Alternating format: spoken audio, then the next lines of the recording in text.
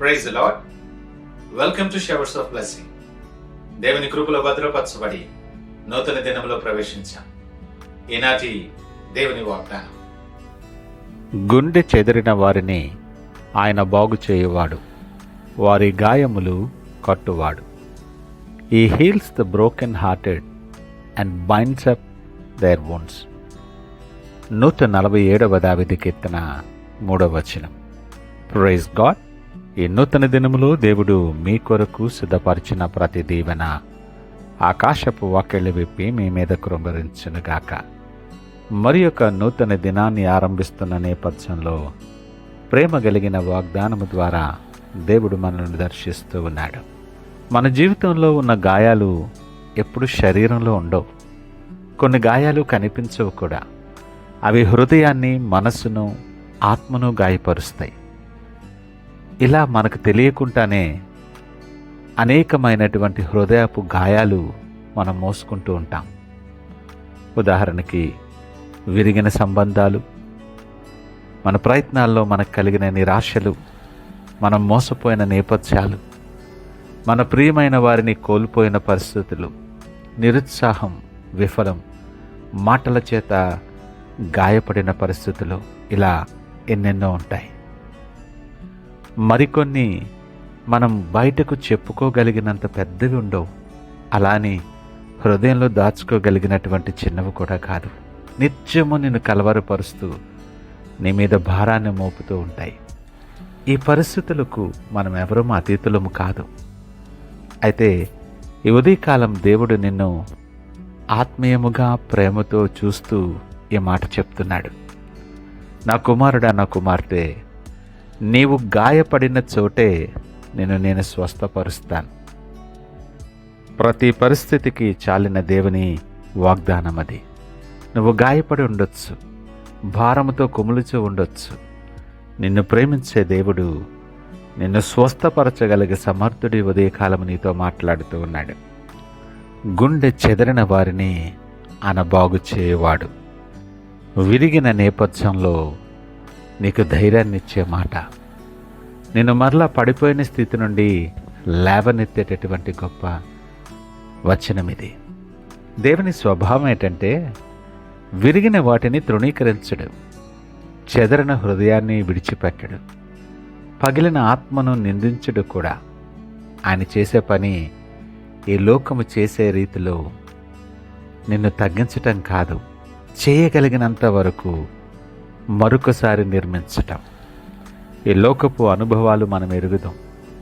మనం పడిపోయినప్పుడు మరింతగా లోపలికి నిన్ను కృంగతీయటానికి ఈ లోకం చూస్తుంది. నువ్వు పడిపోయినప్పుడు హేళన చేస్తుంది. నీ చుట్టూ ఉండి బలా అని నిన్ను ప్రోత్సహించిన వారే నువ్వు పడిపోయిన దినాన్ని హేళన చేస్తూ మాట్లాడతారు. ఎవరిని నమ్మాలో ఎవరిని నమ్మకూడదో తెలియనటువంటి దినాలు, అలాంటి వ్యక్తుల మధ్య ప్రపంచంలో జీవిస్తూ ఉన్నాం మనం. దేవుడు నమ్మదగినవాడు, ఆపత్కాలములో నమ్ముకొనదగిన సహాయకుడు ఎప్పటికీ కూడా. గుండె చెదరిన వారు దీన్ని ఎలా అర్థం చేసుకోవాలంటే, పగిలిపోయిన హృదయం కలవారు, ఆశను కోల్పోయిన మనస్సున్నవాళ్ళు, శక్తి హరించుకుపోయి నలిగిపోయిన ఆత్మ కలిగిన వారు, ఎంతో విస్తారమైన భారాన్ని మోసే హృదయం కలిగిన వారు. ఈ వాక్యం దేవునికి అత్యంత దగ్గరగా ఉన్నవారిని సూచిస్తుంది. దేవుని హృదయం అతి త్వరగా స్పందించేది ఎవరికో తెలుసా? విరిగిపోయి ఒంటరితనముతో ఉండి గాయపడిన వారికి మాత్రమే.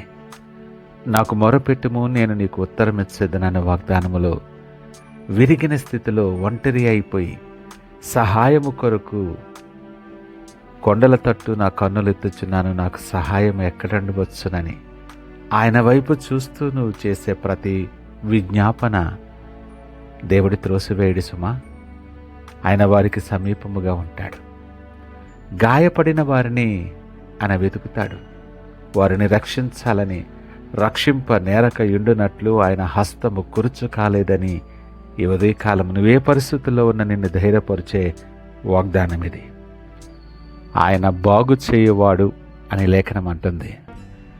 చికిత్స దేవుని చేతి నుండి వస్తుంది. గమనించండి, ఆయన కేవలం ఓదార్పివ్వడు, బాగు చేస్తాడు. ఎలా బాగు చేస్తాడో తెలుసా? ఆయన సమీపత్వంతో బాగు చేస్తాడు. గుండె చెదరని వారి వద్ద దేవుడు దగ్గరగా ఉంటాడు. రెండవదిగా ఆయన వాక్యంతో, ఆయన వాక్యం మనల్ని బ్రతికిస్తుంది, మన గుండెను మరలా బలపరుస్తుంది. మూడవది ఆయన ప్రేమతో. ఆయన ప్రేమ మన మార్గంలో, మన మనసులో ఉన్న ప్రతి గాయాన్ని తొలగించి మరల నిన్ను బలపరుస్తుంది. నాలుగవది ఆయన సమయంతో. చికిత్స కొంతకాలం పట్టొచ్చు, నువ్వు మరల తిరిగి కోలుకోవటానికి సమయం పట్టొచ్చు. కానీ దేవుడు శాంతితో నీ అంతరంగాన్ని మరల తిరిగి నిర్మిస్తాడు. దేవుడు అంటున్నాడు, నీ హృదయంలో ఉన్న పగుళ్లను నేను నయం చేస్తాను, నాకు అసాధ్యమైంది ఏదీ లేదు. లేఖనంలో అంటున్నాడు, వారి గాయములు కట్టువాడు ఆయన. మన గాయాలు మనం కట్టేసుకోవచ్చు, మనల్ని మనమే చాలాసార్లు సర్దుబాటు చేసేసుకోవచ్చు, కానీ అవి పూర్తిగా నయం కావు. దేవుడు మాత్రమే మనంతరంగాన్ని సంపూర్ణంగా నయం చేయగలడు. కట్టుట అన్న మాటకి అసలు అర్థం ఏంటంటే, పగిలిన దాన్ని జత చేయుట, ముక్కలు ముక్కలు అయిపోయిన దాన్ని మరల తిరిగి దాన్ని కలిపి నిర్మించుట, నూతనంగా మళ్ళీ పూర్తిగా సంపూర్తిగా పునర్నిర్మాణం చేయుట. ఇది కట్టడం అంటే, నిన్నెవరు గాయపరిచారు, నువ్వెలా గాయపడ్డావు దేవుడు చూస్తూనే ఉన్నాడు. కానీ నిన్ను మరల తిరిగి కట్టేది దేవుడే. నూతన దినం ఒక్కసారి ప్రశ్నించుకో, నేను ఎక్కడైనా పగిలిపోయానా? మాటలు నన్ను బాధించాయా? ఏ సంఘటన నన్ను నలిపేసింది? నా విఫలం నాలో క్రొత్త భయాన్ని తీసుకొచ్చింది. ఇంకెక్కడైనా నాలో పాత గాయం ఉందా? దేవుడు అంటున్నాడు, నీవు దాచుకున్న గాయం వరకు కూడా నేను వస్తాను. నాకు తెలియంది కాదు నీ గాయం. దేవుడు బాగు చేయలేని హృదయం లేదు. నీ హృదయానికి చివరి మాట దేవుడే చెప్తాడు. నీవు పొందబోయే స్వస్థతతో నీ గాయం కథ ముగుస్తుంది. చెదరిన నీ గుండెను, లోతుగా ఉన్న నీ గాయమును ఆయన బాగు చేసి వాటిని కట్టగలిగిన దేవుడు. లోపల నీవు దుఃఖముతో ఉండొచ్చు, కానీ సమస్తమును సాధ్యము చేయగలిగిన దేవుడు నీతో మాట్లాడుతున్నాడు. సంపూర్ణ విశ్వాసముతో ఆయన వైపు చూస్తూ ప్రార్థనతో దినాన్ని ఆరంభిద్దామా? ప్రార్థించుకుందాం. మహోన్నతుడు, నమ్మకమైన మా యేసయ్య స్తోత్రాలు. ఈ ఉదయకాలం మాతో మీరు మాట్లాడారు ప్రభువా. నిజమే, గుండె చెదిరిన వారిని నువ్వు బాగు చేయవాడవు. ఒంటరినై గుండె చెదిరిన పరిస్థితుల్లో నిరుత్సాహముతో నిస్సత్తువగా నిలిచిన నాకు నీ వాగ్దానము ద్వారా బలపరిచారు. నీ చిత్తము మా జీవితాల్లో జరిగించి మీకు మహిమార్థమైన పాత్రగా అనేక మందికి దీవెనకరముగా నిలవబెట్టి బలపరచమని సకల మహిమ ఘనత ప్రభావాలు మీకే ఆరోపిస్తూ యేసు పరిశుద్ధ నామమున అడుగుచున్నాం తండ్రి. ఆమేన్. God bless you.